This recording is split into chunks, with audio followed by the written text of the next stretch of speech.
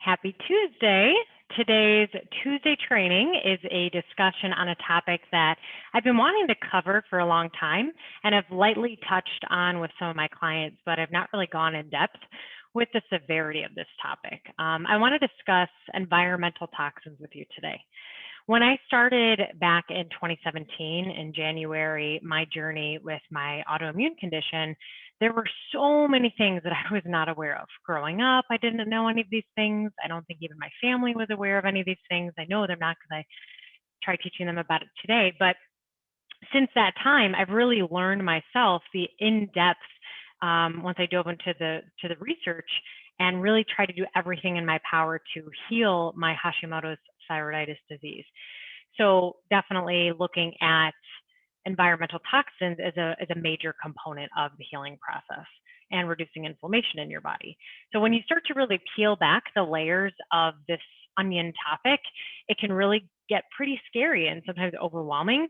So I just want to I want to try not to scare you today, but to really provide you with some solutions on how to protect yourself and your family moving forward. So environmental toxins are cancer-causing chemicals and endocrine disruptors. They can be both human-made and they can be naturally occurring. So they can harm our health by really disrupting sensitive biological systems. And first, we must really address what endocrine disruptors are. Like, what am I talking about? Where they come from and how you can minimize your exposure to help protect yourself from the potentially dangerous effects. So first, what are environmental toxins? We have lead, mercury, radon, formaldehyde, benzene, and cadmium, And they also include human-made chemicals like BPA, phthalates, pesticides, and in toxic doses, these can all these compounds can negatively affect the human health, your body, and overall immune system. So many of them are known to cause cancer, like radon, formaldehyde, benzene. And some can act as endocrine disruptors, which we'll talk a little bit more about what that is. So like BPA, pesticides, phthalates, and some can cause organ failure or developmental problems. So that's lead, mercury, and then cadmium. Many of you also know that lead is toxic. So old paint, old pipes, you've heard this before. People generally know that these are toxic sources. And in 1950s and 1960s, cadmium toxicity was first realized. And policies now limit industrial exposure to these two chemicals. And then mercury. Mercury is also really well known. And I could go on for about an hour talking about mercury, but with some of these environmental toxins, I really want to just focus on the ones that are most common in our environment, but also the ones that aren't as well regulated. Because with lead, cadmium, and mercury, they definitely are more regulated now that we know the risks. So endocrine disruptors, what do I mean when I'm saying endocrine disruptors? Endocrine disruptors include a wide range of substances interfere with your body's endocrine system. So this is the system that helps to regulate your hormones and the cell signaling, so between cell signaling. And when this is disrupted, it can produce adverse developmental, reproductive, neurological, and immune effects. And endocrine disruptors usually can mimic estrogen and are found in many everyday products that we use.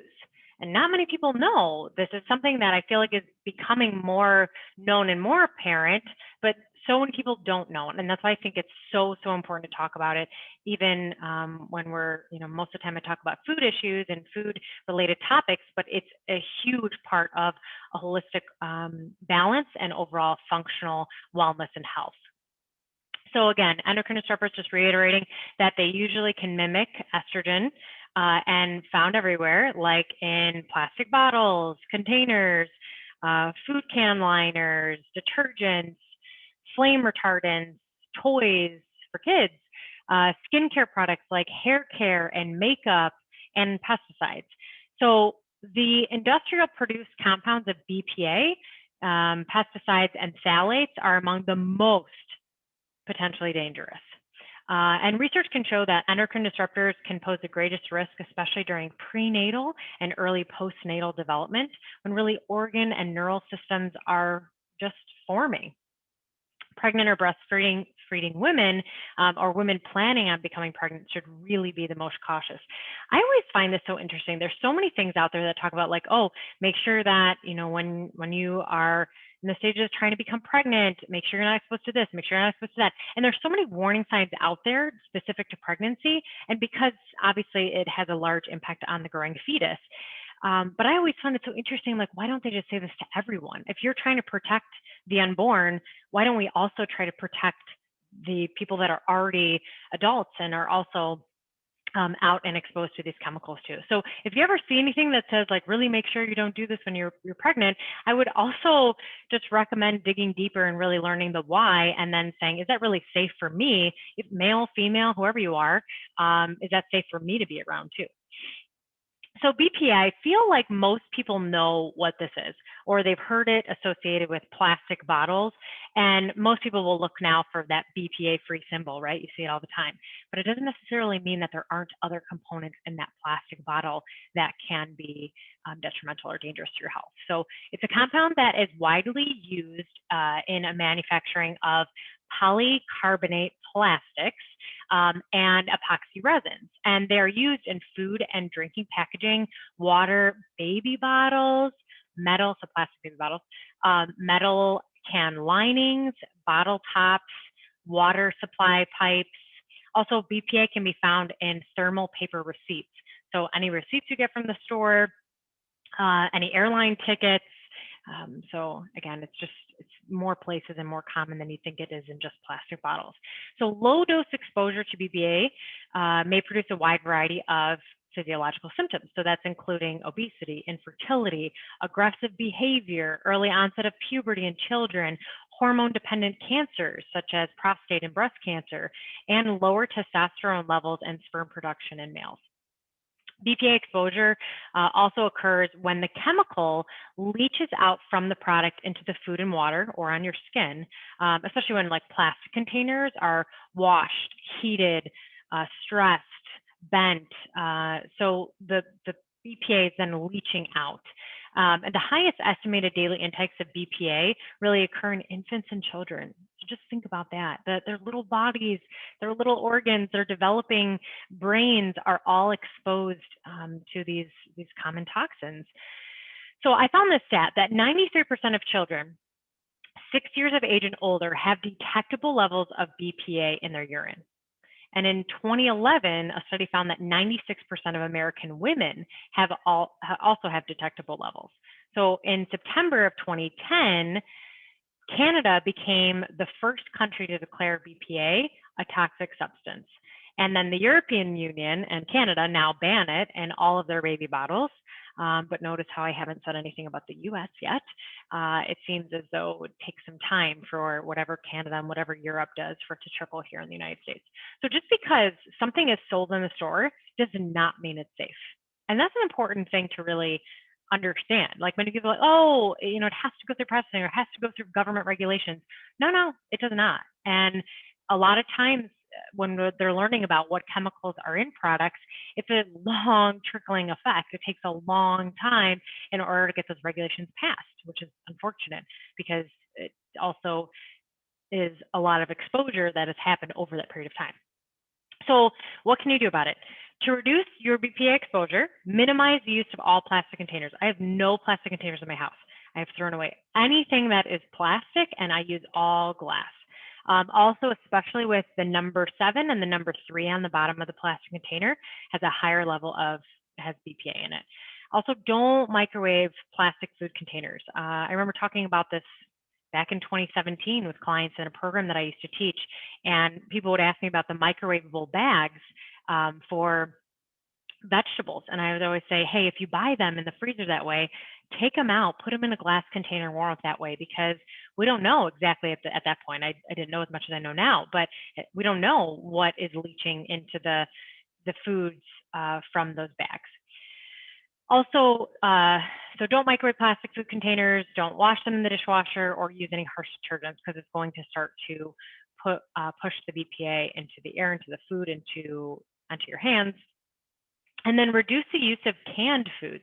So eating mostly fresh or frozen foods.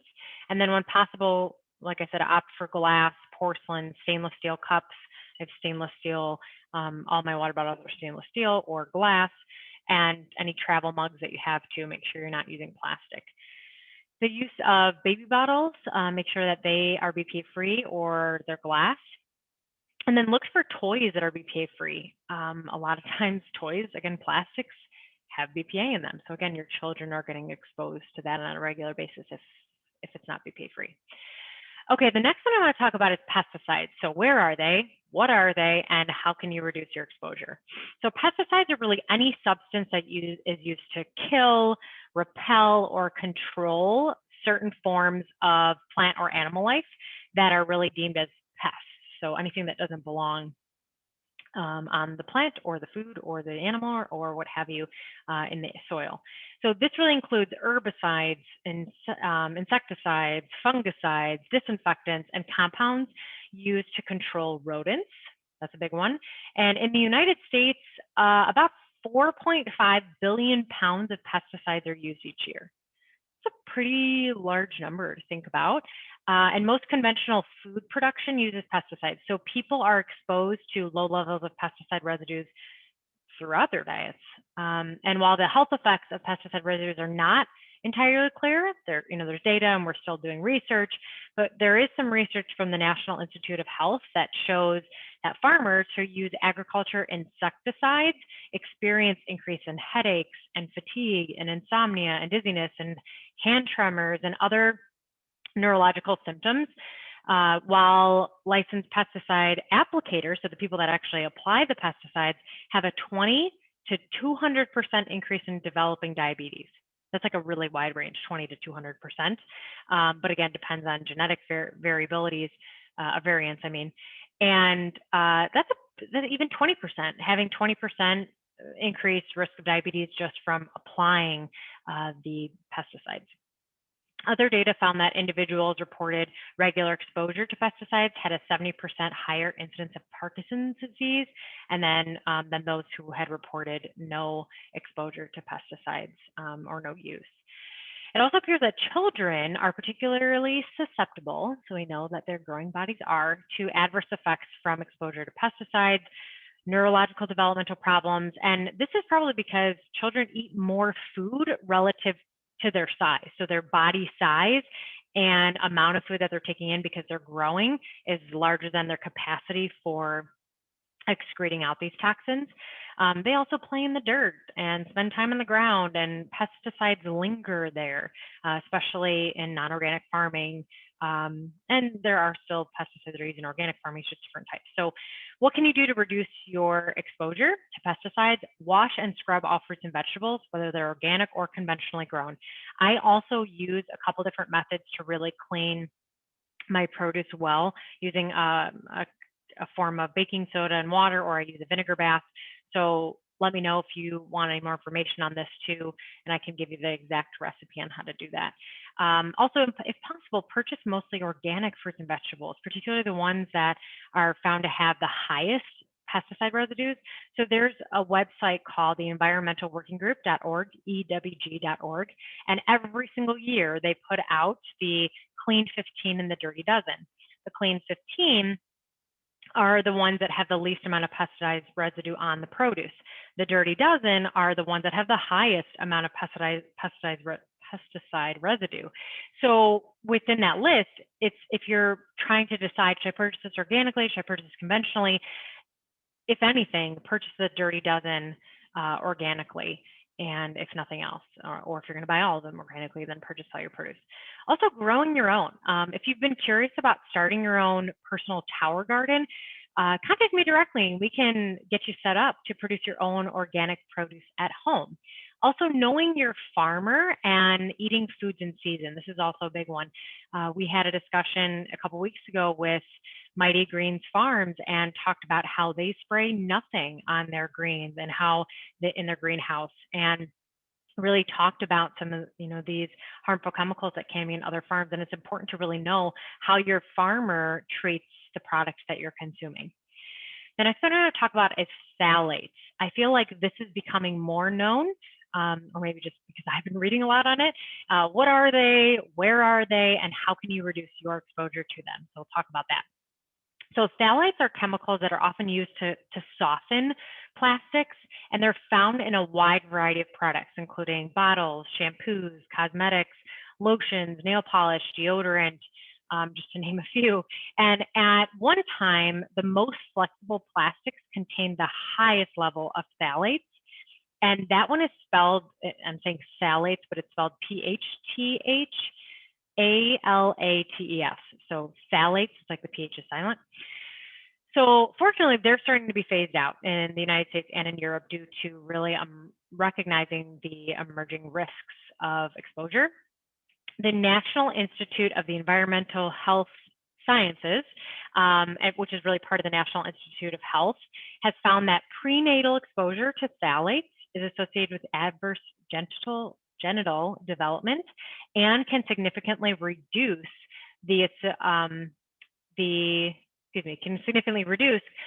masculine behavior in boys.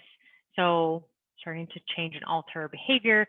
Women also with high exposure to phthalates while pregnant report significantly more disruptive behavior in their children. It's kind of interesting. And while other research from the NIEHS has found phthalate exposure to lead to thyroid dysfunction in adults, we have a growing body of people who are having adverse lab assessments done for their thyroid.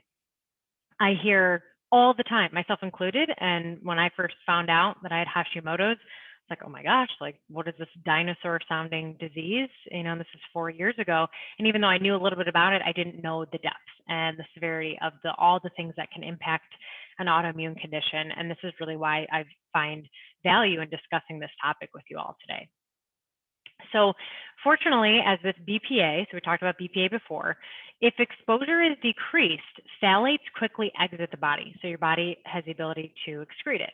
The same study found that a large decrease in BPA levels by like a mere 3 days after participants stopped eating canned or packaged foods also found that phthalate levels in the urine decreased by about 55% during the same time period. So in order to reduce phthalate exposure, really minimize the use of plastics. We already talked about plastics before. And the recycling code number 3 that you'll see on the bottom of the plastic container. Use PVC-free containers. Buy plastic wrap and bags from polyethylene and use glass containers. If you use plastic containers, don't heat them in the microwave or heat them at all, or really just get rid of them. And just stop buying them, because again, the more that you buy those things, the more the producers produce those things, and you have the power to drive consumer products to help produce or lack thereof some of these harmful substances. Also choose phthalate-free toys. So when you are buying a gift for a baby shower, if you're not a parent and you're going to a baby shower, check to see if it's a phthalate-free toy. You don't want to add to the chemical burden of the family. Many large toy makers have really made the pledge to stop using phthalates, but just really be sure to look that they're made from polypropylene or that they're made from polyethylene. Purchase phthalate-free beauty products, so avoiding nail polish and perfumes and colognes and other scented products that list phthalates as a main ingredient. And then also many scented products, they just simply list fragrance and as an ingredient, which really can incorporate a number of different chemicals, including phthalates. So just think about that for a second. Anytime you see the word fragrance on a bottle, on a soap, on a shampoo, on a lotion, on a fragrance, perfume that you spray on your body, it can have phthalates in it. So about probably back in 2017, when I eliminated really all forms of perfume and just really made the decision to switch over to essential oils and really making the pledge to change out all my beauty products. Mineral Fusion is a really good company. Also, Beauty Counter is a really good company. So for your makeup and your face and your body wash and your nail polish and your sunscreens, I would look for Mineral Fusion or Beauty Counter. Beauty counter, you have to go through a rep or you can purchase online. And actually, my husband's cousin is a rep. So if anyone is interested in learning more about beauty counter products, they have male and female products, let me know. Okay, our carcinogens. So you've probably heard someone say that causes cancer, and likely you've even heard someone else say everything causes cancer. But the truth is that hundreds of chemicals are capable of inducing cancer. And in humans or animals, after prolonged or excessive exposure, the chemically induced cancer generally develops many years after exposure to a toxic agent. So it takes time. In 2010, the President's Cancer Panel reported the true burden of environmentally induced cancers has been grossly underestimated. This group of carcinogens has not been addressed adequately by the National Cancer Program. So like even the U.S. Cancer Panel is reporting that we need to do something bigger here. We're severely underrepresenting what we need to be doing for cancer. And the American people, even before they are born, are bombarded continually with a myriad combinations of these dangerous exposures. So according to that report, there are about 80,000 chemicals in commercial use in the United States, but only 2% of these have been assessed for their safety. I'm going to say that again. 80,000 chemicals in the commercial use in the United States. Only 2% of that have been assessed for their safety. There's so much around us that we just don't question on a regular basis. Say, oh, that's fine. That's that I got from the store. Just because it's sold in the store doesn't mean that it's safe or healthy for you or your family. Okay, the Cancer Panel reports that and really singles out radon, formaldehyde, and benzene as major environmental toxins that are causing cancer. Okay, radon, what is it, where is it, and how do you get less of it? So radon is colorless, odorless, radioactive gas. You can't smell it, you can't see it, and it's a gas. So you can inhale it. So it comes from a natural decay of uranium and thorium. It's found in nearly all soils, and it typically moves through the ground and into the home through cracks in the floors, the walls, and the foundation. It can be released from building materials, from well water. It breaks down very quickly. It gives off radioactive particles. Its long-term exposure to these particles can lead to lung cancer. In the U.S., there was the Environmental Protection Agency. They estimated that radon causes about 21,000 lung cancer deaths in the United States each year. So not even talking about just from smoking, we're talking about radon exposure, with 1 in 20 U.S. homes having elevated levels. I know that when we got our home tested, when we first moved in, we had very high levels of radon. And in the time when we were kind of in the middle of construction, trying to figure out, okay, what can we do about this? And I'll talk to you a little bit more about that. So radon exposure really being the second leading cause of lung cancer after smoking, and is a leading cause among non-smokers. Many radon-related lung cancers and deaths can be prevented by testing for radon and taking the necessary steps to lower radon in homes that have elevated radon. This process is called radon mitigation. So in order to help reduce radon exposure, if you get your air checked, so to be like if you were someone who does home inspections, so you get your air home checked, simple, it's inexpensive. And if you use a well for your water, also check to make sure that your water supply isn't exposed to radon either. Okay, the next one I want to talk about is formaldehyde. So what is it, where is it, and how do you get less of it? We're almost done here. Formaldehyde is, again, a colorless, flammable, but very strong smelling chemical. And it is usually used in building materials and in the manufacture of many household products. It occurs naturally in the environment, but it's also produced in small amounts by most living organisms as a part of just the normal metabolic process. Several government agencies have classified formaldehyde as a known human carcinogen. Formaldehyde sources in home include pressed wood products such as particle board, plywood, glues, adhesives, permanent pressed fabrics, cigarette smoke, fuel burning appliances, and then formaldehyde is commonly used in industrial fungicide, germicide, and infectants, and is a preservative in mortuaries and medical laboratories. I can remember when I was back in undergrad at U of I, for my human anatomy and physiology class, the extremely strong odor, not from the decayed body, but from the formaldehyde. And they really should have had us wear protective wear. We were not wearing anything protective. But, I just remember it was such a potent smell. And then research studies of workers exposed to formaldehyde has suggested that there's an association between formaldehyde exposure and several cancers. So we already said it's carcinogenic, including nasal pharyngeal cancer and leukemia. Rats exposed to formaldehyde fumes developed nasal cancer. So not to say that, again, everything is going to transfer from rats to humans, but it's pretty significant. To reduce formaldehyde exposure, use exterior grade pressed wood products to limit formaldehyde exposure inside your home, and then ensure that you've got adequate ventilation and moderate temperatures throughout your home space, and reduce humidity levels and air conditioners and use dehumidifiers, and then go natural by growing plants in your home. Plants they release oxygen for us. They also help to clarify the air in your home. Okay, benzene.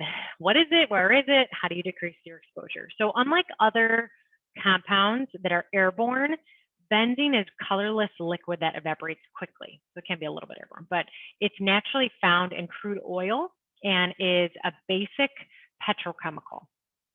It's also known as a human carcinogen. So benzene is found in tobacco smoke, it's found in gasoline, so therefore car exhaust, found in pesticides, found in synthetic fibers like clothing, found in plastics, inks, oils, and detergents. So benzene has been found in dryer sheets and scented laundry detergent, and also in soft drinks, although it's been kind of reformulated to really exclude it. But when you think about reducing, and we'll talk about some ways to do this, but in dryer sheets, this is a big one that not many people think about, but one of the things that we've done in our house is we use dryer balls, and then sometimes we'll use distilled vinegar to soften the clothes in the washing machine, and then use the dryer balls with some essential oils to give a natural scent to the clothes instead of using the harsh chemical, potentially benzene-ridden scented dryer sheets. Also, about 50% of benzene exposure in the U.S. results from smoking tobacco and secondhand smoke. So if someone's smoking near you and you're not okay with it, obviously, and you don't smoke, it's your right to say something or to move. I am pretty blunt about that. Substantial amounts of data can link benzene to aplastic anemia, bone marrow abnormalities, and leukemia. So particularly what's called AML, acute myeloid leukemia, and acute non-lymphocytic leukemia. So to reduce your benzene exposure, don't smoke. Try to avoid secondhand smoke, first and foremost. Second, ensure that you've got adequate ventilation in your home. Use non-scented laundry detergents, or just get rid of them completely and use distilled vinegar in your wash load, and then dryer balls that are made of wool. And then keep plants in your home. So this is something I'm currently working on, is just seeing, again, what type of plants we can fill in our airspace to help us purify our air.